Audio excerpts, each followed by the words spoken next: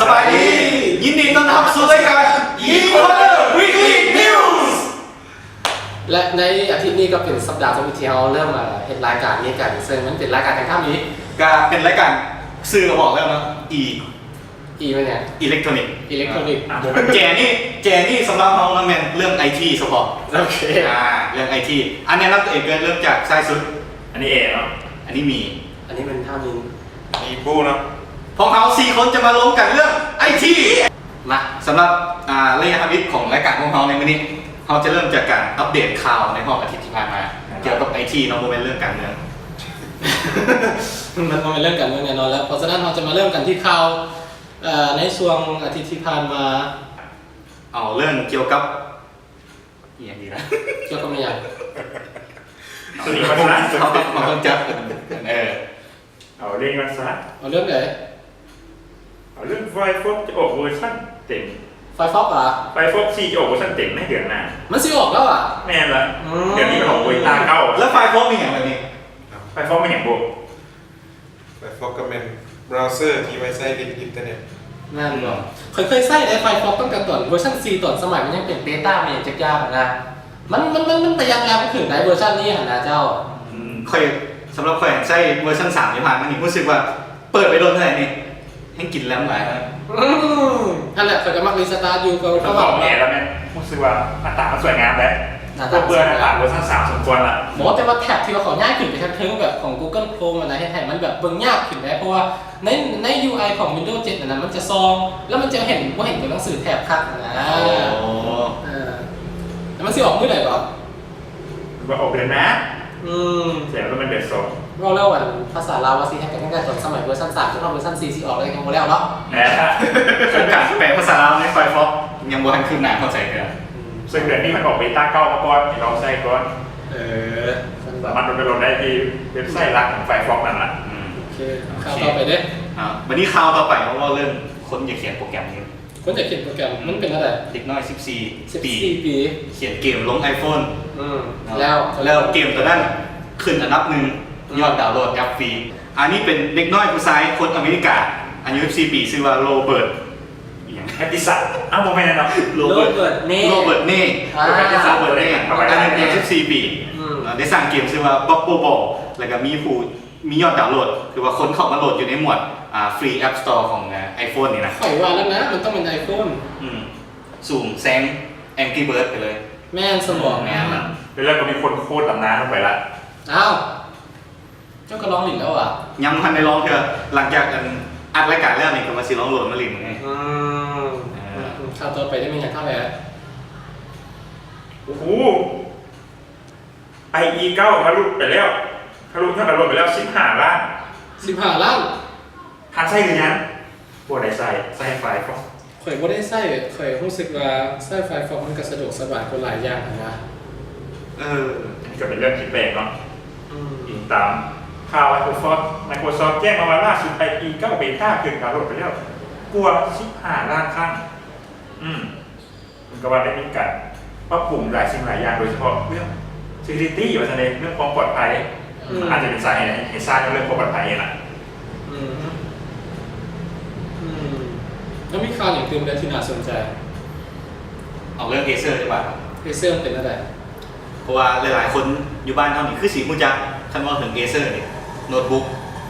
แม่ Acer แล้วมันคือแล้วที่ผ่านมานี่ให้ถึงลงไปอีกเพราะว่ามีเน็ตบุ๊กเน็ตบุ๊กยังถึงอีกแต่ว่าเนื่องจากว่ากระแสของ iPad อันที่นิ้มถืออยู่นี่แม่นละมันเป็นอะไรเขาเรียกว่าแท็บเล็ตอันนี้กระแสของ iPad ถือว่าคุกค้านตลาดคอมพิวเตอร์แบบพกพาหลายสมควรก็เลยให้ Acer นี่เกี่ยมถอดตัวจากตลาดเน็ตบุ๊กนะแล้วสิโดดลงมาลิ่นตลาดแท็บเล็ตแทนแปลว่าต่อไปเขาสิบ่ได้เห็นเน็ตบุ๊กน้อยAcer อีกแล้วเคยคิดว่าเห็นเจ้าไส้เธอ1ตัวมันยี่ห้ออย่างนั้นบนเดียวอันนั้นกับ Acer ด้วยกันนั่นก็ Acer เหรอAcer เน็ตบุ๊กน้อยเคยใช้เนาะแต่ว่าตอนนี้บ่ได้ใช้แล้วเจ้าปิดโซฟาแล้วมาอยู่งานโอ้เรื่อง Galaxy S เป็นอะไร Galaxy S นี่ก็เป็นมือถือที่ทำที่ออกมา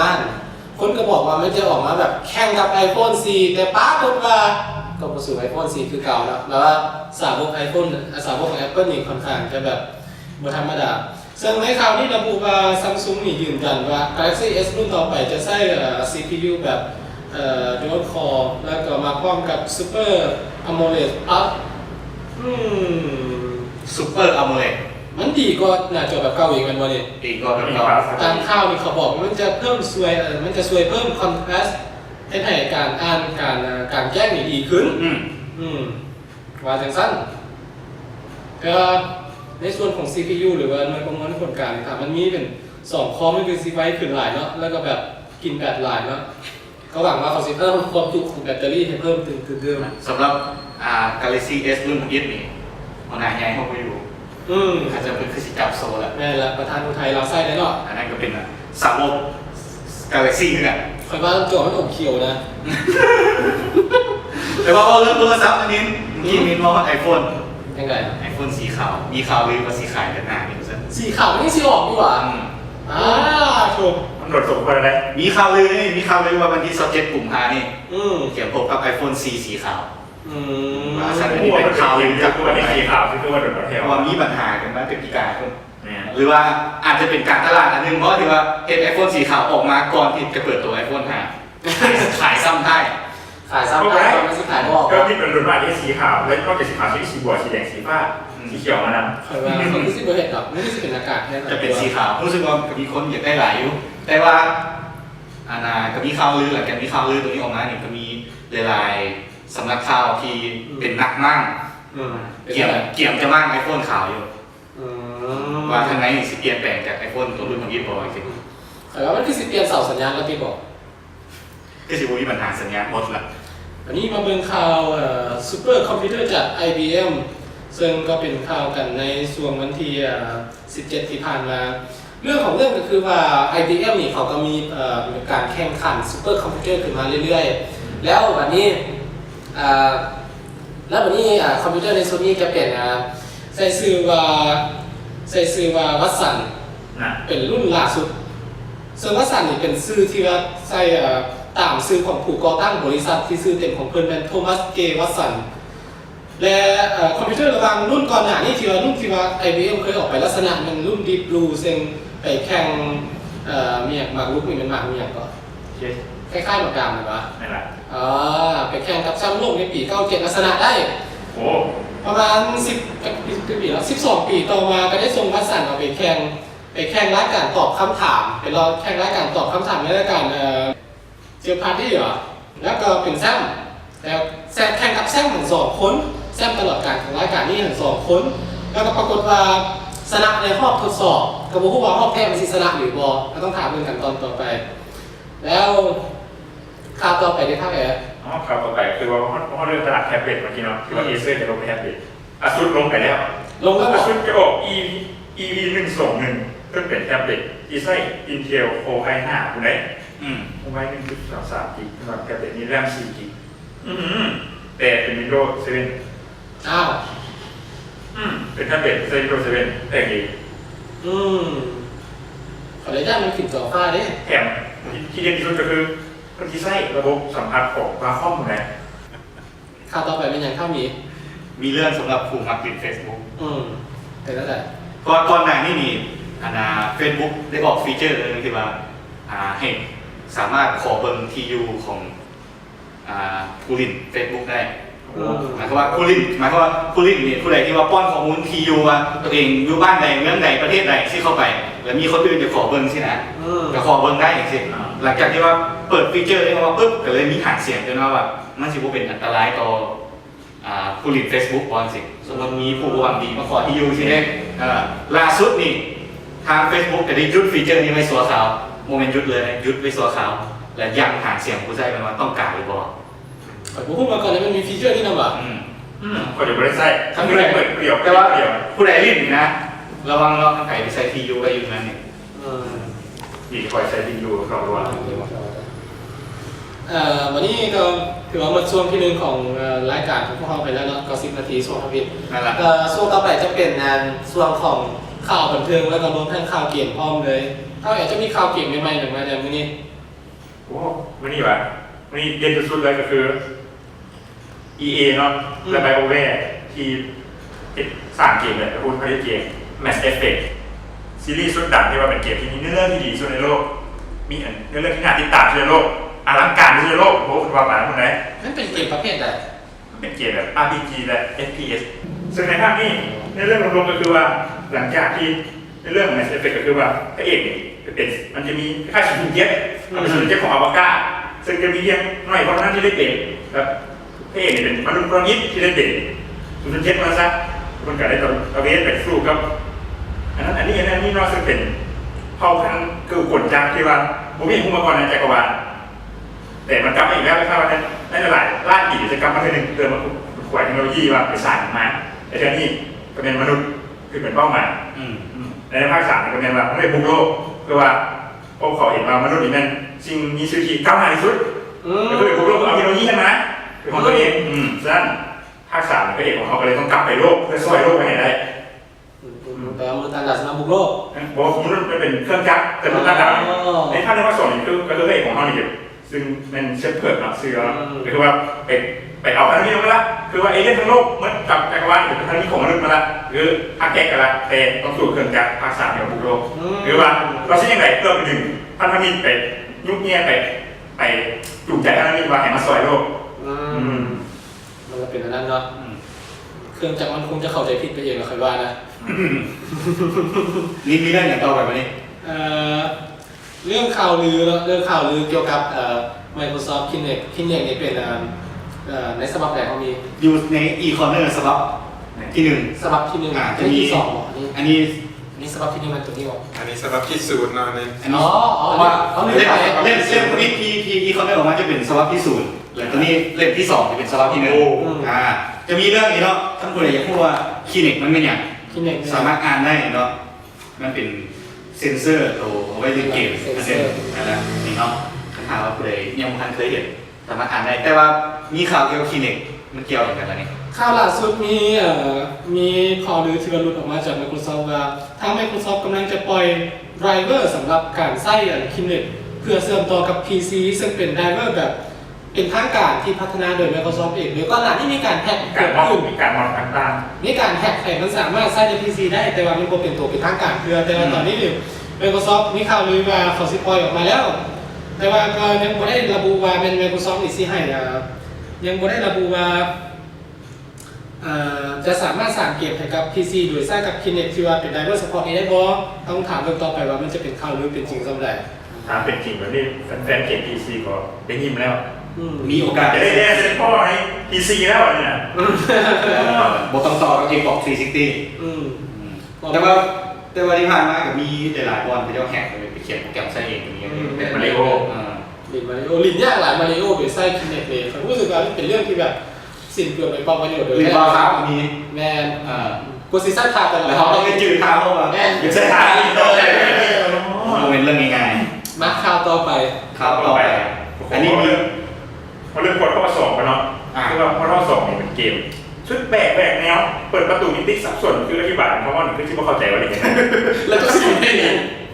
มันต้องแต่ย้ำเลยแล้วมันม้วนไม่ดีเพราะว่าเป็นผู้เล่นสามารถเปิดประตู2มิติได้2อย่างได้คือประตูเข้าประตูออกบางคนยิงบางขวดแล้วมายิงประตูยิงบางซ้ายเขาย่างพวกผมจะออกซ้ายแบบนี้แล้วนี่เราภาค2นี่ก็คือคู่กันว่ามันจะมีโหมดโคออฟโหมดเล่นมัลติเพลเยอร์หลายอย่างที่เล่นหลายคนแล้วล่าสุดนี้ว่าอุปนิประกาศแล้วว่าพอทอส่งจะสามารถเป็นซอกกระจาดโบแมนจะว่าอย่างไรก็คือว่าซอกไอ้พวกแพลตฟอร์มสามารถเกี่ยวกันได้เหมือนว่าจะเป็น Xbox PS3 หรือว่า PC อะไรเนี่ยเดี๋ยวมันเป็นเกมประเภทไหนเป็นแบบนิสนาที่เก่าอ่ะว่าเป็นเกมแก้ปริศนาแต่ว่าจะเป็นมุมมองแบบบุคคลที่1โอ้เกมเปิดปวดได้อีกแล้วคันนิ้นลินเกมนี่นะแฮงซีวินก็ลินเกมเลยนี่แม่บอกเพราะว่าซอดหัวซอดหางซอดขาซอดถึงซอดลุมฉะนั้นบุคคลที่หลายคนก็ให้นี่ประตูมิติหลายคนหนึ่งมี2อ่ะ2คนก็เป็น4อ่ะพวกเป็นไปได้ก็คือ3ปีแล้วมันสามารถซอดกระจาดแบบนี้เลยทั้ง PC ทั้งแหน่งมาเจอกันมั่วซั่วแบบนี้ปัญหาคือว่าคนที่ใช้ Xbox กับ PS3 จะสู่ PC กับแหน่งได้ยังไงแม่นเพราะว่าเส้นนอกไปกว่าซึ่งเหตุการณ์ที่เรามีเจอมาแล้วในเกม Shadowrun ของ Microsoft ในช่วงนึงเนาะโดยสมควรละ5 ปี 6 ปีละช่วงนั้นก็คือว่าได้รับผลตอบรับมาไม่ค่อยดีเพราะว่าคนผู้เล่นที่ใช้ Xbox กับ PS3 ถึงผู้เล่น PC อย่างเละโอ้แบบนั้นเสียเปรียบหลายเคยเห็นมีเมาส์บางรุ่นมันมีคำสั่งแบบมาโครนั้นนี่แบบเลื่อนเมาส์ไวเลื่อนเมาส์ซ่าได้แบบคลิกก็ได้เลยไม่ต้องตั้งค่านั่นแหละแบบนั้นได้เปรียบเขาหลายเลยแบบนั้นเนาะเสียเปรียบ น้อยหนึ่งพวกลิง ก็ ก์ ถามคนก็ไปแล้วพวกเราสอนมีเสียงก็ผ่านใช่ไหม แมนแต่ว่าวันนี้มีข่าวตัวใหม่อีกก็สำหรับน้องๆคำว่าเรื่อง Nintendo นี่เขาขึ้นเพราะเกมเนี่ย มาริโอ มาริโอแล้วเนี่ย ก็เป็นไปได้กับมาริโอ บอกแต่ว่า Nintendo นี่กำลังสิออกเครื่องเกมตัวใหม่ Nintendo 3DS พัฒนาต่อมาจาก Nintendo เอี่ยมกับบูตอนนั้นเจ้าเคยเห็นเจ้าลินอยู่ จาก Nintendo DS DS DS บอกแล้วเขาจะเพิ่มเลข3เข้ามาข้างหน้าแสดงว่าตัวใหม่นี่จะสามารถแสดงผลเป็น3มิติได้ อันนี้อย่างกระสานมิติมาแล้ว เป็นเอกสารมิติโดยที่ไม่ต้องใส่เป็นตาเบิ่ง แล้วราคามันเนี่ยมันสิเท่าไหร่มันสิ แล้ว เท่าไหร่ ล่าสุดมีทาง Nintendo ได้แถลงข่าวในเมื่อวานนี้เกี่ยวกับเรื่องการราคาที่จะวางขายอยู่ที่ประเทศอเมริกาออกมาแล้วเนาะ$249.99 สหรัฐ โอ้มันก็ ส่วนซิชียนมาประเทศเรานี่ก็คือสิแพงขึ้นอีกแล้ว ผู้ใดวิธีมีน้องเกี่ยว เรื่ กั อบ งปกติเนาะ เกี่ยวฝากหิวมาเนาะเดือนวันที่27เดือนมีนานี่วางขายแน่นอน Nintendo ตรงนี้ 3DS แข่งกับทีวีเป็นอย่างกระสานมิติมาเนาะน่าคุณเราจะไปภาษาอีคนได้แบบ3มิติหรอ ก็ว่าไปแล้ว ใส่แว่นตาส่องสูงเบิ้ง มันคือสิ่งบางอย่างพอสมควรเพราะต้องแตะกันตาพ่อบอก ว่าแต่ขนาดจะเห็นอีกมันก็มีความเปลี่ยนไปได้ เขาเรียกว่า augmented reality ก็เป็นไป เคยได้ยินบอกสามารถใช้กล้องสแกนเห็นเป็นภาพขึ้นมาแล้วตอนนี้เขาก็มาส่วนที่2ไปเรื่องส่วนของทิปจากวารสาร e-corner เขาจะนำเสนอเรื่องทิปและก็เทคนิคต่างๆบทความที่อยู่ใน e-corner สำหรับก่อนหน้านี้ให้รับทราบกันวันนี้เขาจะมาพบกับทิปอย่างดีทิปการใช้คอมพิวเตอร์สาธารณะนั่นแหละให้ปลอดภัยมันจังซี่ดีกว่าเนาะเป็นยังไงสมมติพออยู่บ้านเขามีคนไปใช้ห้างอินเทอร์เน็ตหลายแม่นแต่กี้ข่อยก็มักใช้ห้างอินเทอร์เน็ตได้ตอนสมัยยังบ่มีอินเทอร์เน็ตความไวสูงนะซึ่งจะมีเฉพาะห้างต่างๆที่เขาสามารถมีอินเทอร์เน็ต ADSL ความไวสูงได้แต่ว่าเดี๋ยวนี้เขาก็มี 3G ระดับ1เมกะไซต์กันแล้วเนาะในปึ้มหน้าที่24ก็ได้แนะนำว่ามีอยู่8ข้อที่1ก็คือให้เราใช้ portable software ในการเวลาไปใช้ห้างอินเทอร์เน็ตต่างๆเป็นอะไร portable software portable software นั่นก็เป็นแบบว่าสมมุติเราเป็นแบบ Firefox เนาะเป็นโปรแกรมเปิดเว็บธรรมดาเขาต้องติดตั้งก่อนเลยบอกแต่ว่าอันนี้เขาไม่ต้องติดตั้งเขาสามารถ copy ไฟล์แล้วก็ไปใส่ใน USB drive เอาแล้วก็ไปเปิดใน USB drive ได้เลยข้อมูลมันจะถูกเก็บไว้ใน USB drive หั่นนั่นแหละไม่ต้องติดตั้งไม่ต้องไปลงในเครื่องถึงว่าห้างเขาจะมีแบบว่าเป็นโปรแกรมของเขาแล้วเขาก็เปิดของเขาได้สมมติว่าเขาบ่มีเขาก็เปิดของเขาได้เขาก็จำเป็นต้องติดตั้งอีกแล้วข้อที่2แล้วมันอันนี้มันเพิ่นบอกการแนะนำให้ใช้โปรแกรมสื่อสารสนทนากันผ่านเว็บเช่นว่า Yahoo Messenger for Web หรือ Meebo หรือว่า Google Talk จังซี่นะหรือ eBuddy จังซี่เพราะว่าอาจจะเป็นการการจับข้อมูลที่ว่ามันรู้แต่พวกโปรแกรมต่างๆแต่มันรู้ผ่านซอฟต์แวร์ของเว็บแอปพลิเคชันจังซี่นะก็ส่วนทางนึงมันก็เป็นผลมาจากข้อ1เนี่ยว่าข้อ1เขาใช้เว็บเบราว์เซอร์ที่เป็น portable แม่นข้อ2เขาก็ล็อกอินผ่านเว็บเลยแล้วข้อที่3ข้อนี้ก็คือว่าอันนี้ผมมันเกี่ยวกับความกันแต่เกี่ยวกับวิธีการสร้างหลายตัวก็คือว่าเลือกตำแหน่งที่นั่งของเอาหั่นนั่งบนใดให้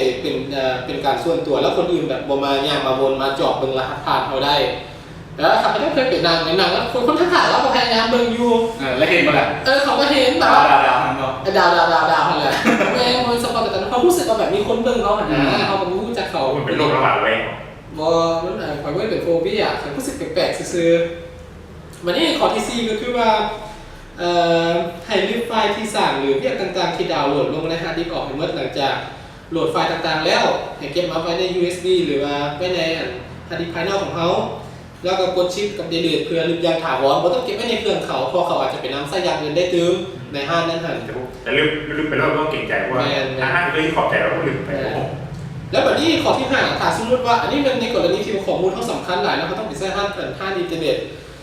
อันนี้สำคัญหลายคือว่าเป็นการป้องกันพวกโปรแกรมKeylogger มันเป็นโปรแกรมประเภทหนึ่งที่ว่าเขาสามารถติดตั้งเข้าไปในคอมพิวเตอร์ของเราได้แล้วเวลาที่ว่ามันเฮ็ดเรียกมันจะเสื่อมตัวเองไว้แล้วเขาพิมพ์อย่างก็ตามในคีย์บอร์ดมันจะเก็บข้อมูลทุกคีย์วางไว้อันนี้อันตรายหลายเวลาเขาพิมพ์แล้วแสดงว่าที่แม่ที่น้อยหัวโผล่หัวใส่หัวใหญ่นะมากกว่าไปดักคีย์พัส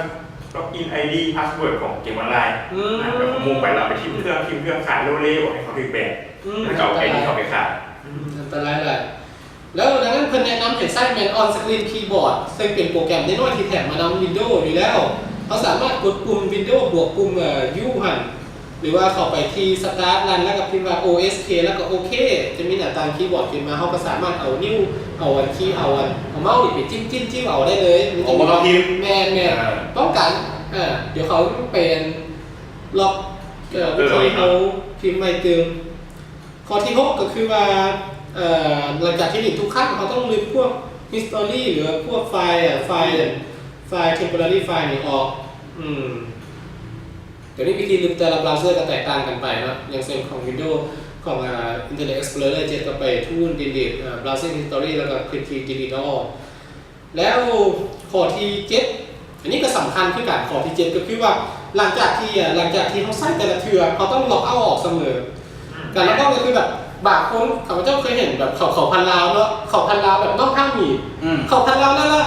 เปิดปากไว้แล้วข้ามหนีไปดินข้ามหนีก็ตกใจอ้าวคือเป็นคนอื่นแล้วก็มาพวกนิ้นว่าเป็นเรื่องเจ้ามีปัญหาวะแล้วลงไปลงมาแล้วเป็นน้องสาวตัวเองแต่สิ่งนี้ต้องแบบเขาต้องล็อกเอาไว้เสมอเพราะว่าคนอื่นอาจจะเข้าไปยังเซ็นเป็นอีเมลอาจจะเป็นลืมข้อมูลเอาอย่างซี่แล้วข้อ8ข้อสุดท้ายแล้วเนาะที่สำคัญหรือว่าขาดบ่ได้ก็คือเมื่อเขาไปตามขั้นตอนที่ผ่านมาแล้วให้เขารีสตาร์ทเพื่อให้ลบล้างข้อมูลที่ค้างอยู่ในแรมรวมถึงไฟล์เพจต่างๆเพจไฟล์เนาะอันนี้เป็นค่อนข้างที่จะละเอียดพอสมควรเลยข้อ8เนี่ยต้องไอ้รีสตาร์ทคอมพ่อ แม่ หลังจาก4 เซาแซ่ นี่ก็เป็นทิปเล็กๆน้อยๆจากวารสาร e-commerce สำหรับก่อนหน้านี้เนาะสุดท้ายช่วงสุดท้ายของรายการเอาซีกาวอย่างดี แต่ว่าก่อนสิมืดรายการนี้เพื่อผู้ชมเป็นเบิ่งรายการอยู่เพื่อนอาจจะสงสัยว่าจุดโตของมันมีอีหยังดำๆวางอยู่เนาะเอามาวางไว้เนี้ยอย่างน้อยๆสิเอาให้นินอธิบายว่ามันเป็นอย่างอันนี้คือสื่ออย่างเป็นทางการก็คือหัวเว่ย E585 ซึ่งเป็น Portable Wireless 3G Router ซึ่งนั่นเนี่ยมัน Portable Wireless 3G Router ประโยชน์ของมันนะเนาะประโยชน์ของมันก็คือเขาสามารถเอาซิมการ์ดที่ว่าเป็นห้องรับ 3G หรือว่า 3G ก็ได้เอามาเสียบเข้าไปปุ๊บแล้วเขาสามารถใส่แบตเตอรี่เข้าไปได้หลังจากนั้นเขาตั้งค่าผ่านเว็บเบราว์เซอร์แล้วเขาก็สามารถสร้างมันเป็นแบบเราเตอร์ที่มันใช้แจกอินเทอร์เน็ตได้เลยมันใช้แจกได้สูงสุด5 เครื่องแล้วเขาสามารถจับเป็นแบบมือถือเล็กน้อยในที่ขนาดไปตั้งไว้บนไหนก็ได้คือตั้งมีแสงมันจะแจกได้เลยแสดงว่าพร้อมคอยตอนเน็ตอยู่ในตอนอย่างนี้ตัวนี้แม่ถึงละโมเดลมวยนั่นแหละแล้วส่วนแบตเตอรี่มันจะใช้ได้ประมาณ4 ชั่วโมงในกรณีนั้นแล้วเขาจะมีรีวิวอย่างละเอียดใน e-commerce สำหรับที่2เป็นว่าสำหรับหนักที่สำหรับในเดือนกุมภาพันธ์สำหรับที่2แต่ว่าเป็นลำดับที่3เพราะว่าเขาเริ่มจากสำหรับที่0ที่เขาสงสัยกันไปแล้วนั่นแหละก็ถือว่าอะไรก็ที่3เลยในสำหรับที่2นะก็สมควรแก่เวลาแล้วเนาะและอย่าลืมพบกันรายการ e-commerce